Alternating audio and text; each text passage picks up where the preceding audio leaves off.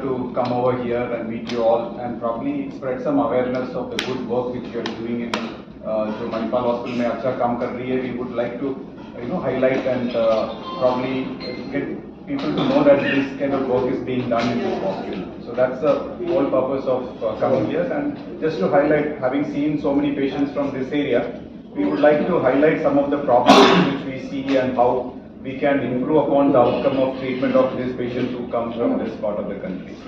So today is a special day, as you all know. Today is World Liver Day. April 19th has been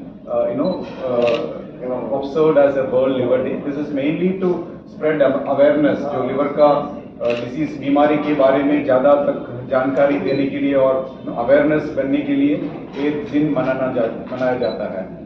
So on this liver day, probably we'll talk more about liver diseases rather than anything. So liver एक body का सबसे बड़ा organ, largest organ in the body, and it has got many functions. So जो उसमें कुछ भी insult होती है तो प्रॉब्लम्स और सीवियर डिसीजेस होने का चांसेस बहुत ज़्यादा है.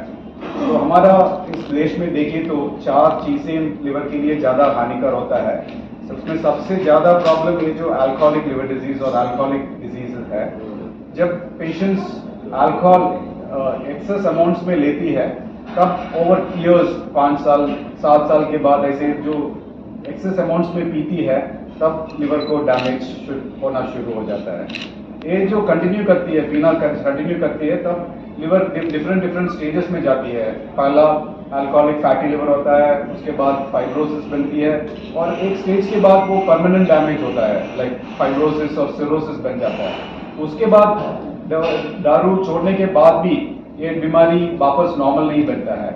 वो जो छोड़ने के बाद फिर ये जो डाउनस्ट्रीम जाता है और फाइनली सिरोसिस, लिवर कैंसर और ट्रांसप्लांट के साथ ही कुछ इम्प्रूवमेंट हो जाता है.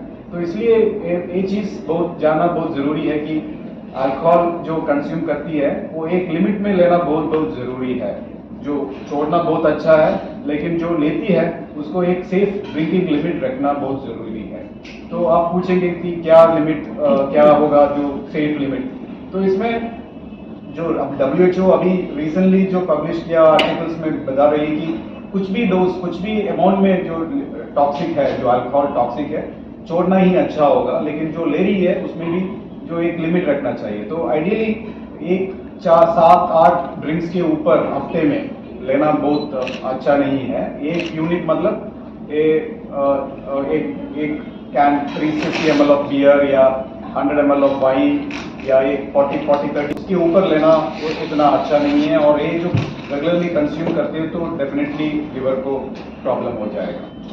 तो अल्कोहल के अलावा नेक्स्ट कॉमनेस्ट थिंग है कि ये जो वायरल हेपेटाइटिस जो है लिवर को ज़्यादा प्रॉब्लम करती है.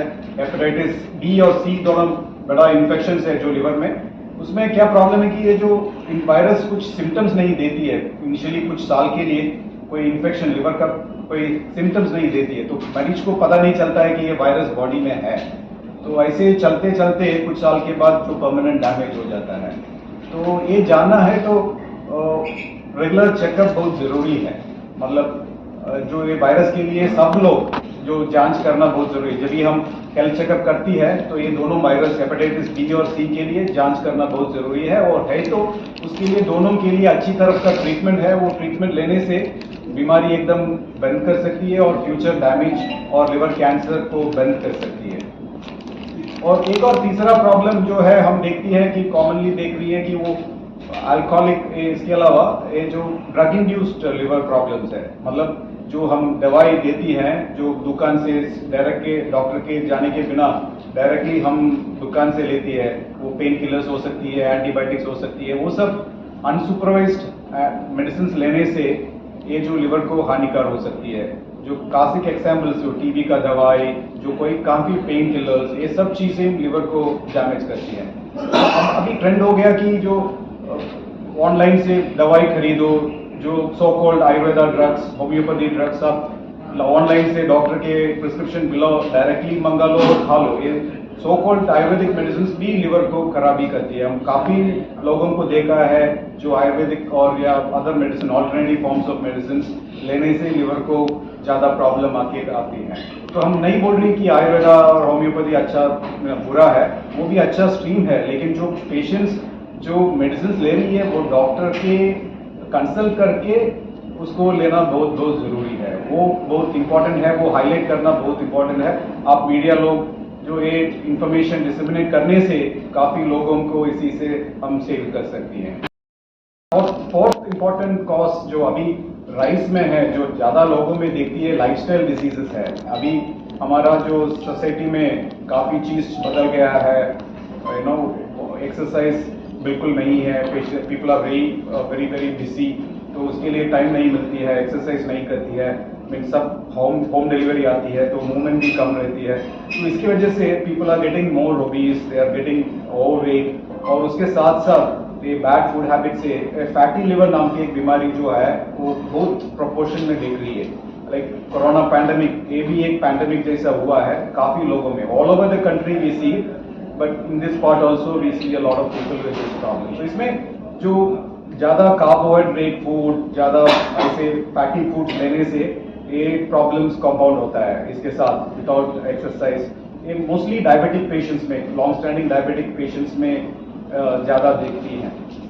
तो ये हल्का सा लाइफस्टाइल चेंजेस करके ये सबको प्रिवेंट कर सकते हैं। These are all preventable causes of liver disease. So थोड़ा सा ध्यान रखने से, थोड़ा सा लाइफस्टाइल चेंज करने से, स्पेशली आफ्टर 30-40, ये सब ध्यान रखना बहुत ज़रूरी है।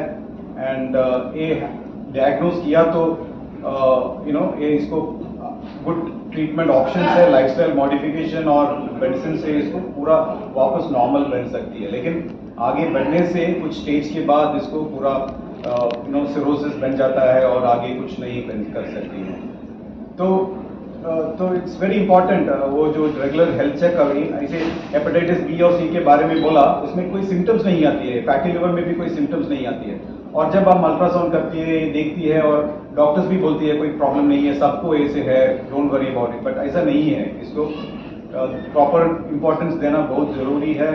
वो उसके साथ जब फैटी लिवर होती है, उसके साथ साथ जो प्रॉब्लम्स होती है, कोलेस्ट्रॉल ज़्यादा रहना, शुगर्स कंट्रोल नहीं रहना है, थायराइड का प्रॉब्लम, ये सब एक साथ कंट्रोल करना बहुत बहुत ज़रूरी है। तो ये 4 चीज़ like alcohol, hepatitis viruses, lifestyle disease और ड्रग इंड्यूस प्रॉब्लम्स, ये सब लिवर को जो हमारे हाथ में है, हम कुछ कर सकती है आगे ना प्रॉब्लम आने के लिए। We can work on it and we can do something to prevent further future problem. ये लिवर का एक ही प्रॉब्लम है कि एक स्टेज के बाद it can be removed, you can do a permanent solution, medicine से इसको वापस नॉर्मल नहीं बन सकती है। तो उसी के उस स्टेज के पहले ही हम इंटरवीन किया तो इसको नॉर्मल बन सकती है। तो again this Liver Day, the highlight or the theme of this World Day, Liver Day has been that be vigilant, do regular health checkup, and fatty liver can happen to anyone. So this is the theme of this Liver Day celebration. So I think, as it rightly says, you have to be watchful of your liver and do whatever is necessary to have long-term complications of liver disease. तो liver के अलावा हम gastro से हैं, तो कोई gastro का बीमारियों के लिए भी ऐसा जो प्रिकॉशंस लेना बहुत ज़रूरी है. There are like gastric symptoms, gastric diseases, some of the disease of the intestine which is called Crohn's disease. These are all lifestyle related problems, like as I said about fatty liver disease.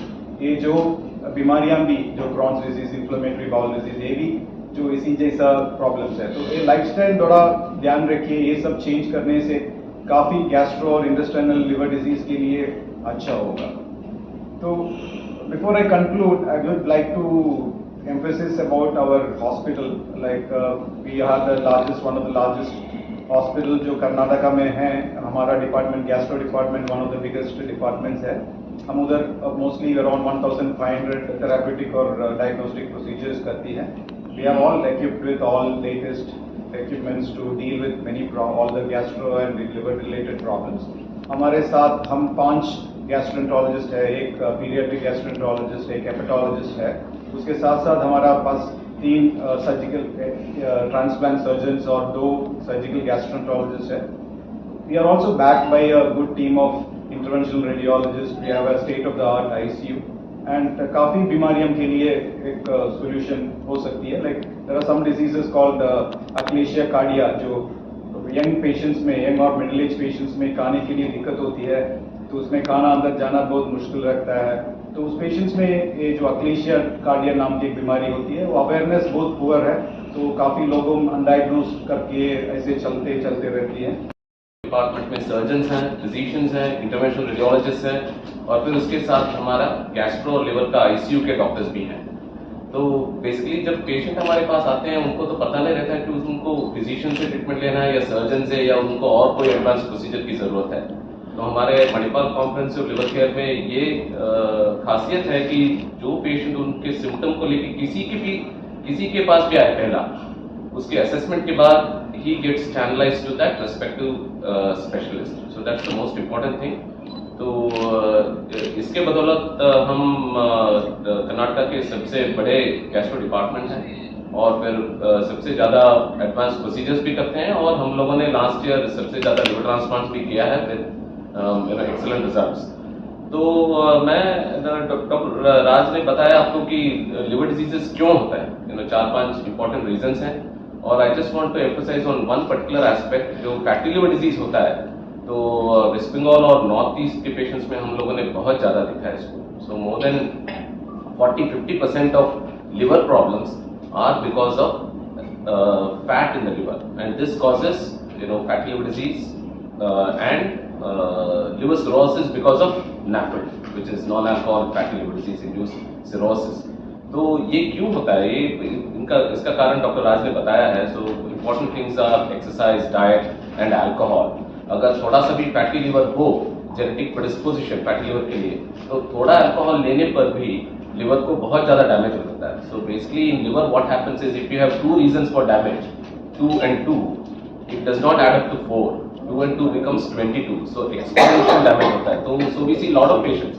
हम लोग अभी एक patient को transplant करने वाले हैं अभी इस हफ्ते, जो नॉर्थ ईस्ट से है. तो उन्होंने बोला मुझे, डॉक्टर साहब मैंने तो कुछ ज्यादा दारू नहीं पिया है, इट्स जस्ट 45, पर मुझे लिवर सिरोसिस क्यों हो गया. So even though he's been drinking alcohol in small amounts, because he already has a problem for fatty liver disease. So one thing which you should all remember is that मोटापा और fatty liver disease में कोई ताल्लुक नहीं है. जो मोटे नहीं है, और even people who are not obese can have fatty liver disease. This is called lean NASH. So our BMI for Indians is a target BMI of 21. So the Western targets, whichever website you look at, they say 23, 25. So that is not really applicable to Indians. So there's another ratio which is called the hip to waist ratio. So if you actually look at that, you will find that even people who are not generally overweight can have fatty liver disease. So this is a very, very important thing which I want to emphasize to the public through you all. Untreated can lead to cirrhosis, but that does not mean that everybody with cirrhosis needs a transplant. So people can have cirrhosis and they can continue not to have any symptoms. This usually goes on for many years. People with cirrhosis can have what is called a stable cirrhosis. वो अपना काम करते रहते हैं. Liver is a wonderful organ. It can regenerate and it can heal itself. It goes on for 7, 8, 9, 10 years, and then people can suddenly develop water in the tummy. उसको ascites बोलते हैं. पेट फूल जाता है, पाँव फूल जाते हैं, और फिर jaundice होने लगता है. This is called decompensated liver disease. So only when this happens, people need a transplant, and so this is something very important to remember. So and this type of treatment is best carried out in large hospitals जहाँ पे पूरे बाकी तरह के facilities हैं, तो to get best results. So this is very important. So you all, I mean, lot of people would have come across people who had transplant हुआ, हमारा transplant पर अच्छा नहीं हुआ, but transplant का गलती नहीं है वो. It's not the problem of the operation. It's not the problem of the treatment. The treatment is highly complex and it needs to be carried out in a big setup where there is access to lot of experts, gastroenterologists, intensivists, liver surgeons, and this operation is best performed by people who do only liver surgery or liver transplantation. I think this is very, very important we want to emphasize, and I think this is one of the reasons why we as a team continue to get good results. In fact, one of the best results in the country, and transplant. And I would just like to conclude by